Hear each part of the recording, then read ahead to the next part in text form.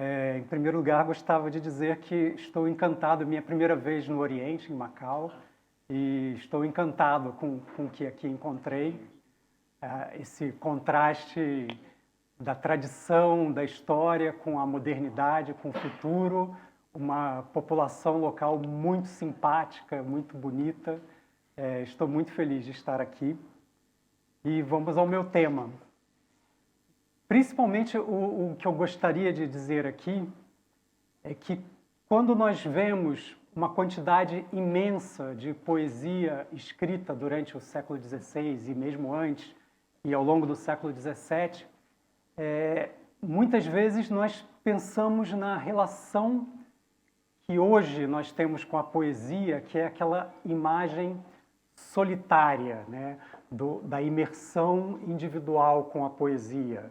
O leitor com o seu livro, lendo silenciosamente e fruindo aquele significado da poesia. Bom, isso não é o que acontecia com a poesia do século XVI. A poesia do século XVI ela é feita para externar o sentimento, para ser vocalizada, ela faz parte de uma espécie de espetáculo da vida, do espetáculo da vida palaciana. Então, eu gostava aqui de abrir, principalmente, sempre com essa citação da professora Márcia Arruda, da Universidade de São Paulo, onde justamente ela coloca essa dimensão dos versos na vida cortesã. Então, escrever poesia, escrever em versos, primeiro, não era apenas escrever para o registro no papel.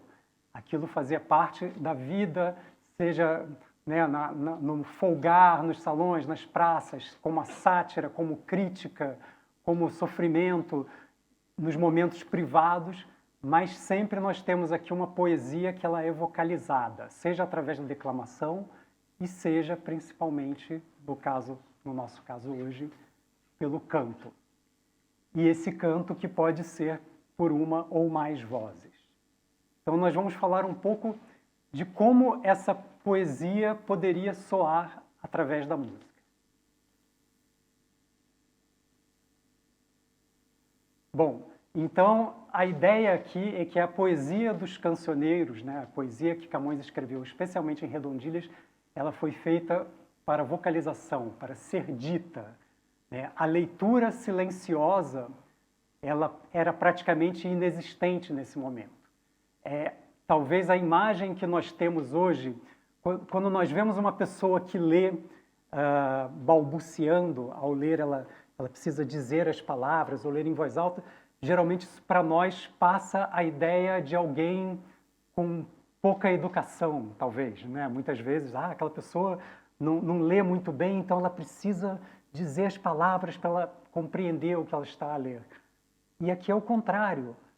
Poesia, ela só existe quando dita. O papel, ele é apenas um suporte.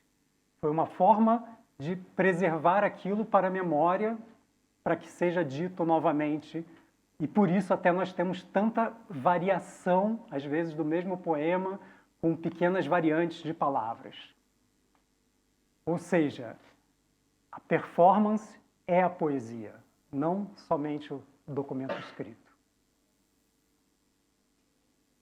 A poesia, ela, quando vira canto, não necessariamente também ela precisa ter uma música escrita, uma partitura, também uma relação com a música, principalmente os músicos que fazem a música dita erudita de concerto, tem aquela relação com a partitura, como quase uma escritura sagrada. Não, quando a música é escrita aqui também, aquilo ali é apenas um ato de memória. A música ela se dá no fazer. Por isso mesmo, no caso dessa poesia quinhentista, em Redondilhas, que é uma poesia de origem popular, que vem desde a Idade Média, com versos muito simples, com uma estrutura métrica muito simples, essas melodias também são simples, e são muito simples, e utilizadas com pequenas variações para diferentes motes. Então, não existe aquela ideia de que esta melodia é feita para este poema.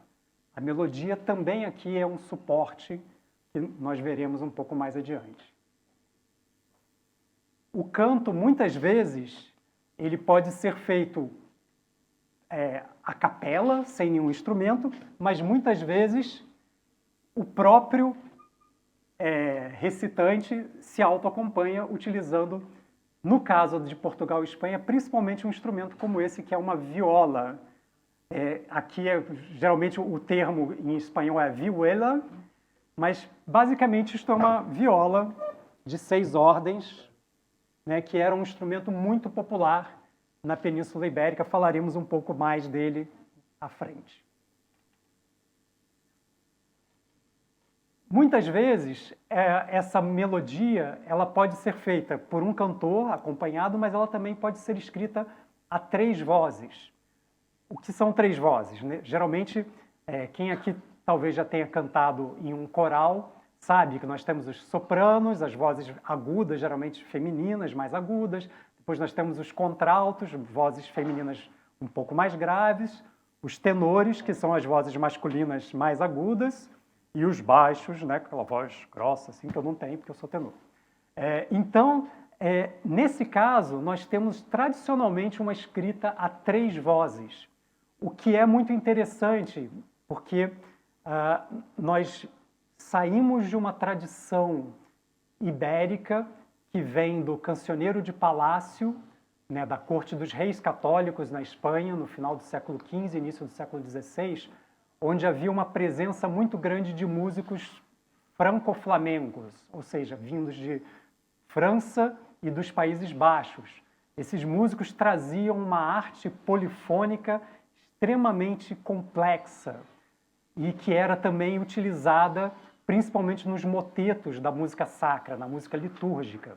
E aqui nós temos uma escrita simples, que segue o texto e a 3 vozes. Essa escrita ela vem muito mais de um tipo de música da Itália que chama-se frótola, que é uma música também de caráter popular que surge no norte da Itália no século XV.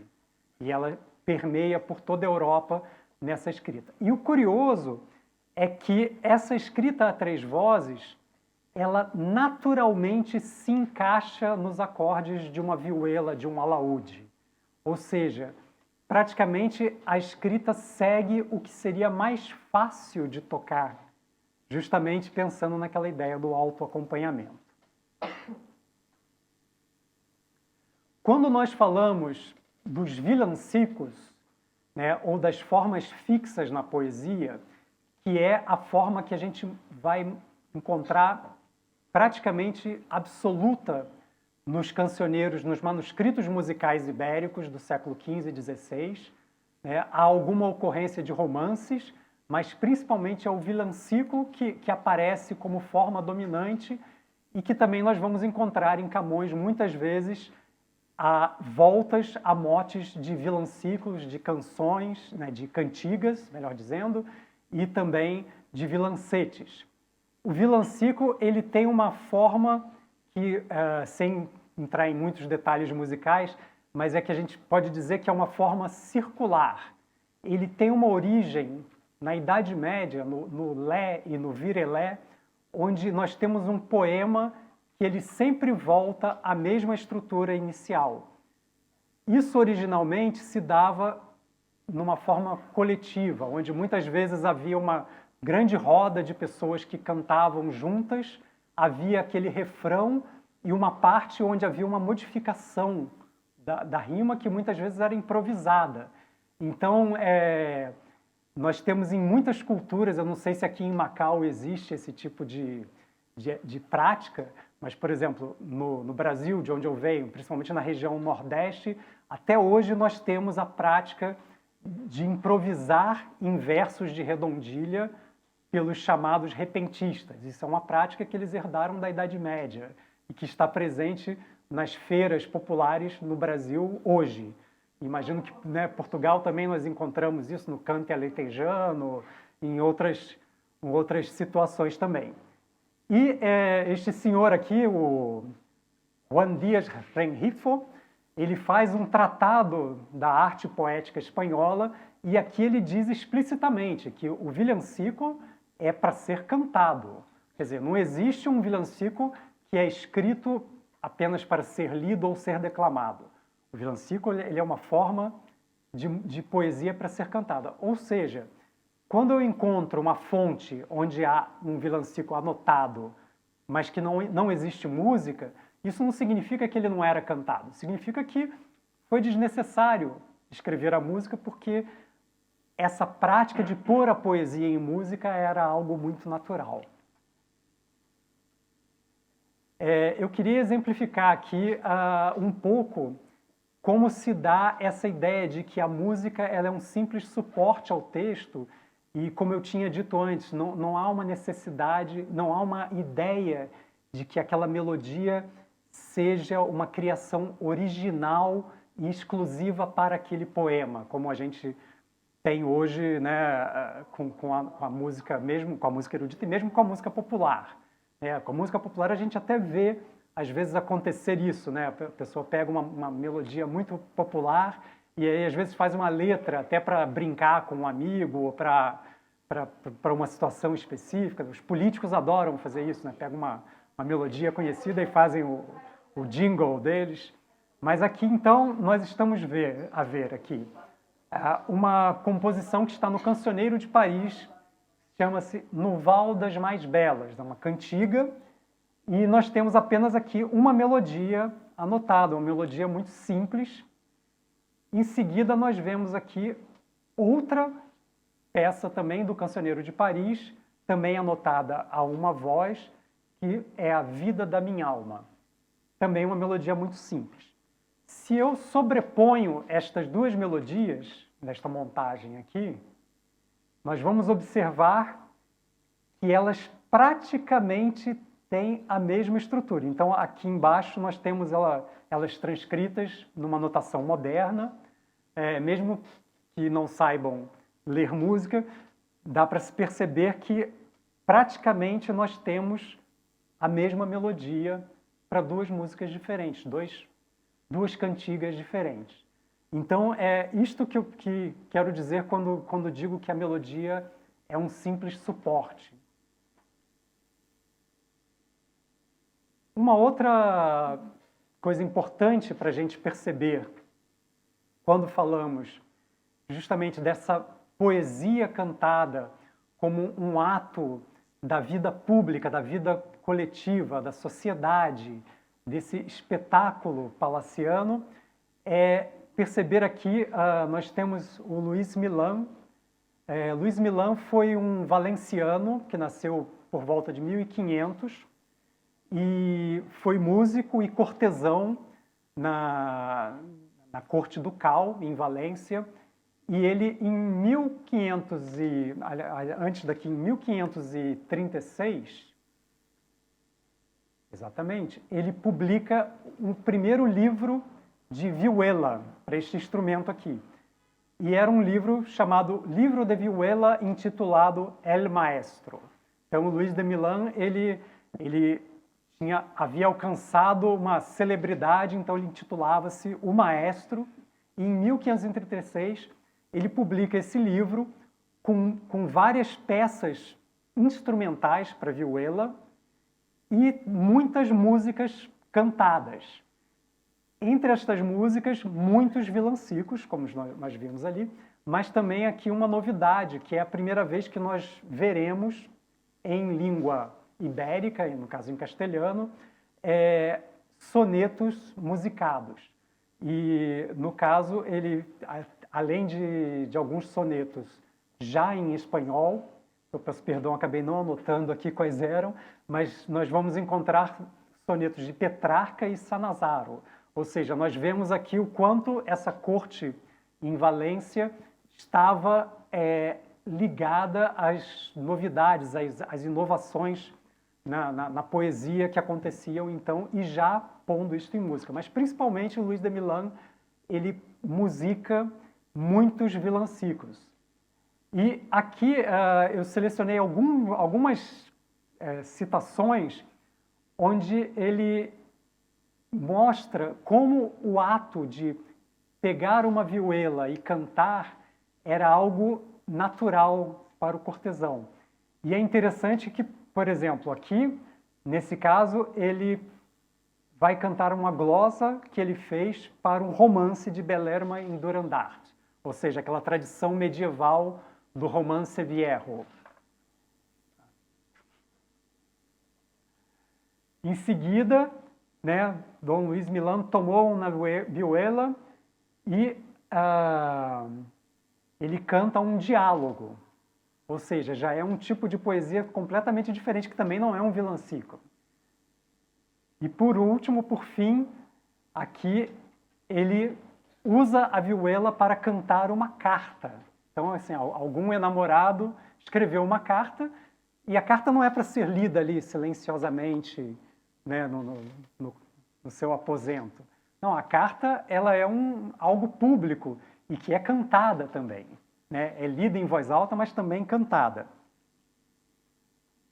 E é interessante que nós temos aqui no Alto de Filodemo, né, um dos últimos, né, publicado póstumamente, mas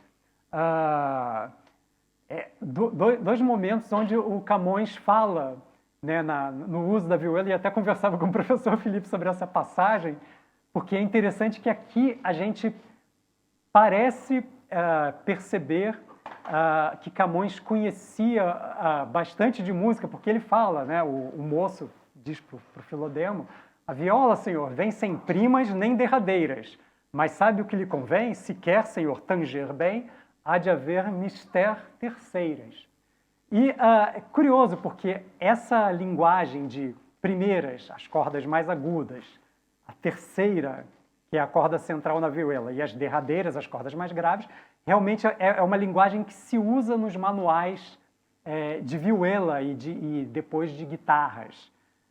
Mas aí o professor Felipe comentava, né, que a terceira aqui, na verdade, seria uma terceira pessoa, né, que seria ali a alcoviteira, uma intermediária, ou seja, ele não precisa de primas nem de derradeiras, porque ele quer ali engatar um romance, então ele precisa de alguém que faça ali o contato, né, com a pessoa para dar tudo certo ali, né?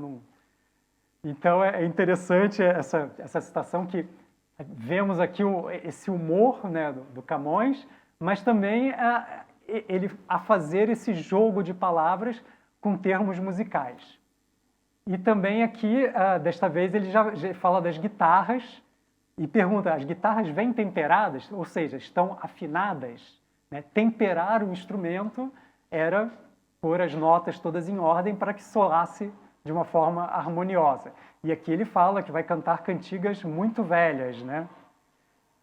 Então, para nós vermos aqui o quanto esta prática, né, da poesia cantada e acompanhada por uma viola está aí presente por vários testemunhos.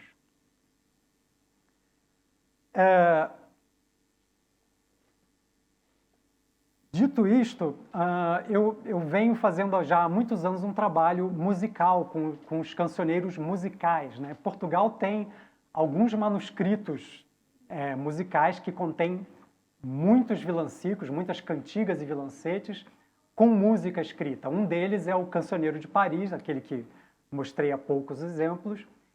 E no Cancioneiro de Paris nós temos uma coincidência de alguns motes que também foram glosados por Camões. Então a gente vê aí como o mote ele era uma ideia que circulava e ela era apropriada por vários atores. Então Camões escrevia glosas a um determinado mote, outro escrevia, e aquilo, não havia aquela ideia de que esta poesia é de tal pessoa. Aquilo ali era um elemento usado na vida cortesã. E daí surgiu a ideia de propor um cancioneiro musical para Luís de Camões, já que temos tantas redondilhas de Camões que estão lá, mas sem música escrita, mas nós sabemos que essas redondilhas foram feitas também para a música. Por que não propor construir um cancioneiro que pudesse mostrar como seria essa versão musical das Redondilhas de Camões. E, em alguns casos, aqui vou mostrar um exemplo, basta escolher uma peça que tenha uma métrica e um esquema de rimas similar e substituir um texto pelo outro, algo que era feito, né, muitas vezes. No caso aqui, eu escolhi Vi chorar uns claros olhos, este mote que aparece nas rimas de Camões, já somente em 1616, e usando uma música que está no Cancioneiro de Paris, Depois Venes de l'Aldea. E aqui a gente fez simplesmente uma substituição. Então nós temos aqui, esta é uma peça que está escrita a 3 vozes, então nós vemos aqui esta forma de escrita também para quem talvez já tenha cantado em um coral. Hoje, normalmente, nós temos o que nós chamamos de partitura, onde as várias vozes aparecem agrupadas e vão seguindo juntas. Aqui nós temos o chamado livro de partes, ou seja, neste livro nós temos essa parte superior, que é o cantus, aqui, então está toda a música aqui, depois nós temos aqui o altus, né, o contralto, e lá está o tenor. Ou seja, as vozes estão separadas, porque cada um lia a sua parte da voz e havia muitas vezes o hábito de... Aqui até já está... Aliás, a segunda parte não. Não se costumava anotar todo o texto. Justamente, as melodias aqui... quer dizer, a partitura, quer dizer, a parte musical, a escrita musical, ela serve para memória, ela não é um documento de performance. Então, depois o texto, as várias coplas estão escritas ali, e aí o músico memoriza aquilo e canta, e muitas vezes vai criar e fazer outras variações. Então, a gente vê aqui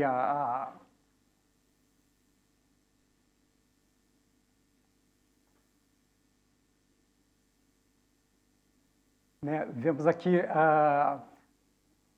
o texto do Cancioneiro de Paris e o texto em Camões, onde nós temos aí o mesmo esquema, né, métrico e de versos, que é o mesmo, o que vai resultar numa transcrição moderna nessa partitura a 3 vozes e com algumas estrofes escolhidas das voltas de Camões. Então esta é uma possibilidade de se fazer, de criar uma peça musical de Camões. O outro exemplo, né, já de um outro tipo de procedimento diferente, é que nós temos aqui uma peça que tem uma métrica diferente e que também, no Cancioneiro de Paris, nós temos praticamente só um esboço a uma voz de uma peça, que é esta aqui, Pensando que se acabava.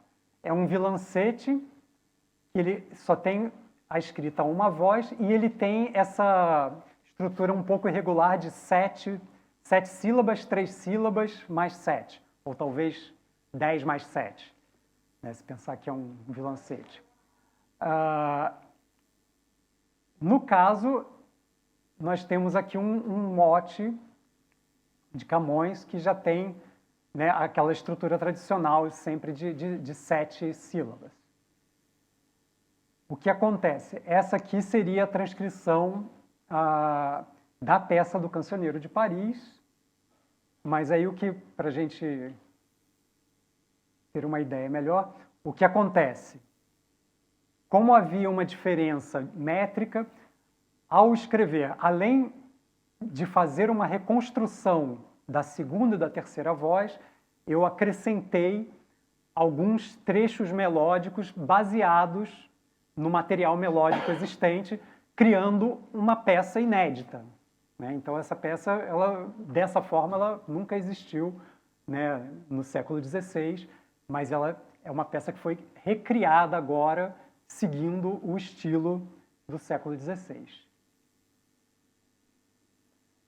Vendo aqui, no momento, este cancioneiro que eu produzi, ele tem essas peças, e aqui eu assinalo, no Cancioneiro de Paris, nós temos 5 casos, como havia citado, de concordâncias de motes com peças escritas e que foram também glosados por Camões, que são Do Vosso Bem Querer Senhora, Se Me Levam Águas, Menina dos Olhos Verdes, Vida da Minha Alma, até que nós vimos lá como exemplo antes, e Na Fonte está Leonor.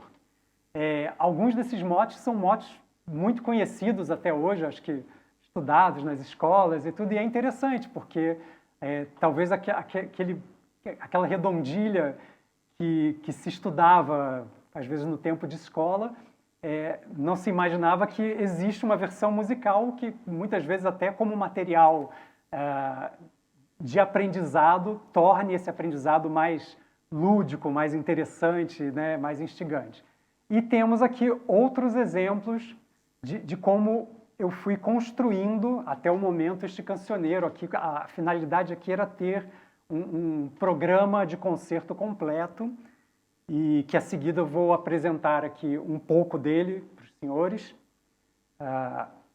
Então, de planos futuros, talvez editar isso, e já existe uma gravação de parte disso que foi transmitida pelo YouTube durante a pandemia. Depois podemos passar as indicações.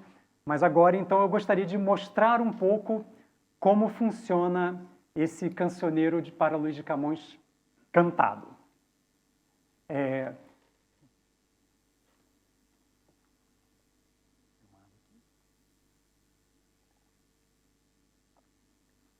Ao conceber esse cancioneiro, eu pensei também em intercalar as peças musicais com a declamação de alguns poemas de Camões, estes já no estilo novo, onde a gente ainda não tem a questão musical desses poemas, a gente precisa buscar outro tipo de fonte para ter música para eles. Então, originalmente eu tinha um ator que fazia essa declamação, mas eu vou fazer um pouco essas vezes aqui de declamador também.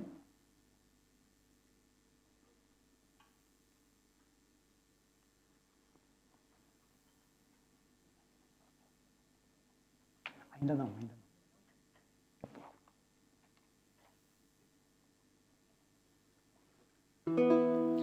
Para esse precisa. Perdão. Tens razão.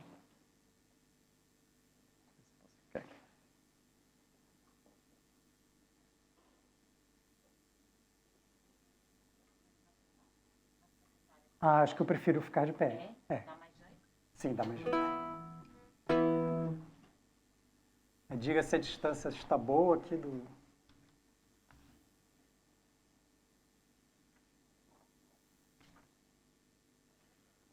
Busque amor, novas artes, novo engenho para matar-me e novas esquivanças, que não pode tirar-me as esperanças, que mal me tirará o que eu não tenho. Olhai de que esperanças me mantenho, vede que perigosas seguranças, que não temo contrastes nem mudanças, andando em bravo mar, perdido lenho. Mas conquanto não pode haver desgosto onde esperança falta, lá me esconde amor um mal, que mata e não se vê. Que dias há que n'alma me tem posto um não sei que nasce não sei onde, vem não sei como e dói não sei porquê. Muito sou meu inimigo, que por não tirar de mim cuidados com que nasci, que põe a vida em perigo, oxalá que for assim. Viver eu sendo mortal, de cuidados rodeado, parece meu natural. Que a peçonha não faz mal a quem foi nela criado. Tanto sou meu inimigo, que por não tirar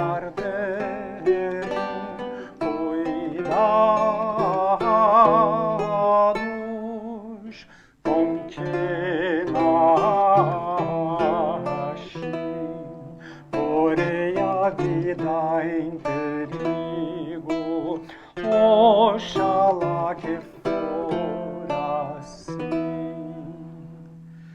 Tanto vinha acrescentar cuidados que nunca mansam enquanto a vida durar, que cansou já de cuidar como cuidados não cansam.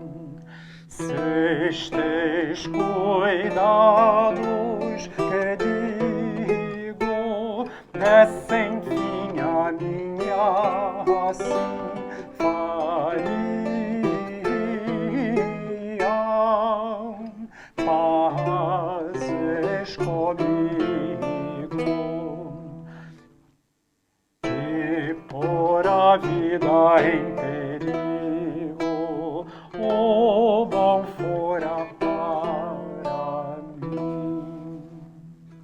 Muito sou meu inimigo, pois que não tiro dele cuidados com que nasci, que põe a vida em perigo, oxalá que fora assim.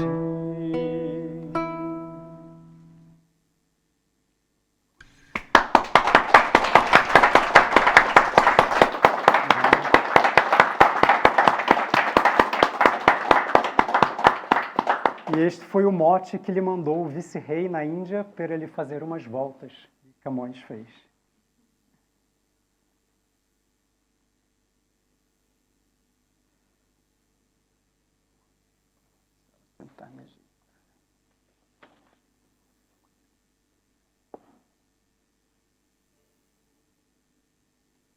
Eu cantarei de amor tão docemente por uns tempos em si tão concertados, que 2000 acidentes namorados faça sentir ao peito o que não sente. Farei que amor a todos avivente, pintando 1000 segredos delicados, brandas iras, suspiros magoados, temerosos ao dia, ousadia e pena ausente.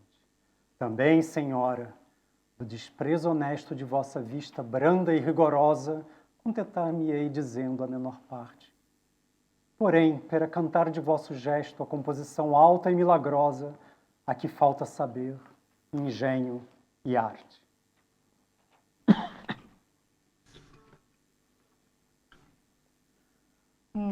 Descalça vai pela neve, assim faz quem amor serve, assim faz quem amor serve. Os privilégios que os reis não podem dar, pode amor, que faz qualquer amador livre das humanas leis, mortes e guerras cruéis, pelo frio, fogo e neve, tudo sofre quem o serve.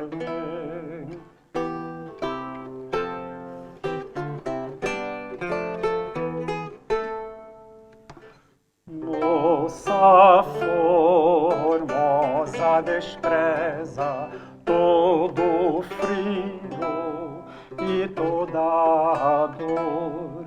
Olhai quanto pode amor, mais que a própria natureza, medo nem delicadeza,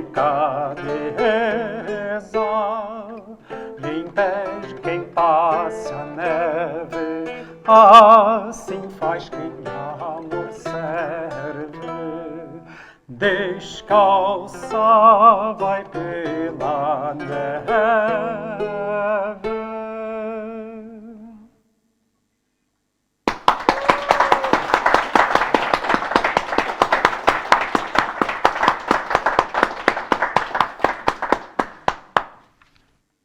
Catarina, és mais formosa para mim que a luz do dia, mas mais formosa seria se não fosse mentirosa. Hoje a vejo piedosa, amanhã tão diferente que sempre cuido que mente. Catarina me mentiu muitas vezes sem ter lei, e todas lhe perdoei por uma só que cumpriu. Se, como me consentiu falar-lhe, o mais me consente, nunca mais direi que mente. Má, mentirosa, malvada, dizei, para que mentis? Prometeis e não cumpris, pois sem cumprir, tudo é nada. Nem sois bem aconselhada, que quem promete, se mente, o que perde, não o sente.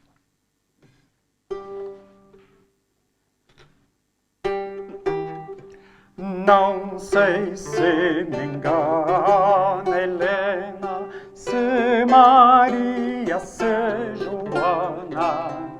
Não sei qual delas me engana.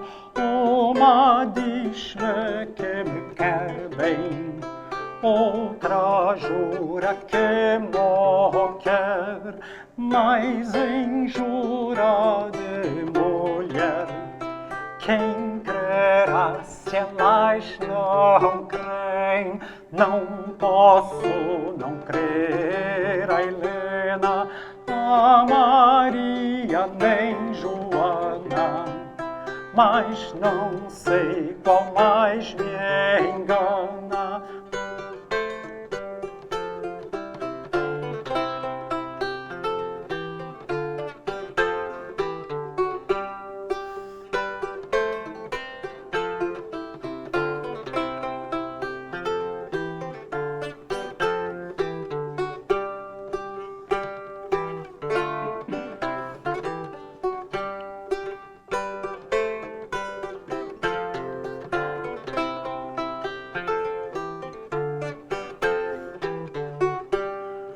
Uma faz-me juramentos que só meu amor estima, a outra diz que se fina.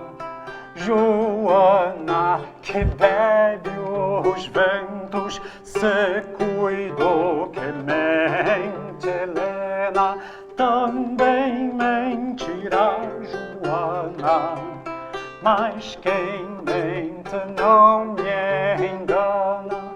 Não sei se me engana, Helena, se Maria, se Joana.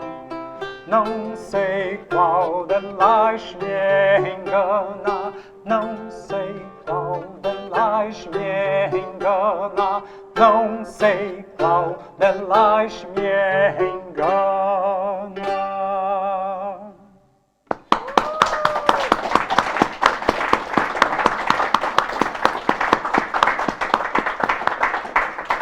Bom, e... Surpresa, não é? Pois é, então agora, para encerrar, nós temos uma surpresa. Gostaria de convidar aqui a Martina e o Leonardo.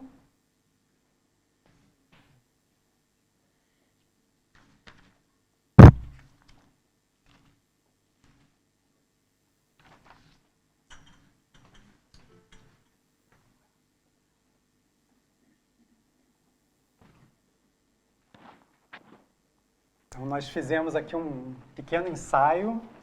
Opa. Deixa eu ver isso.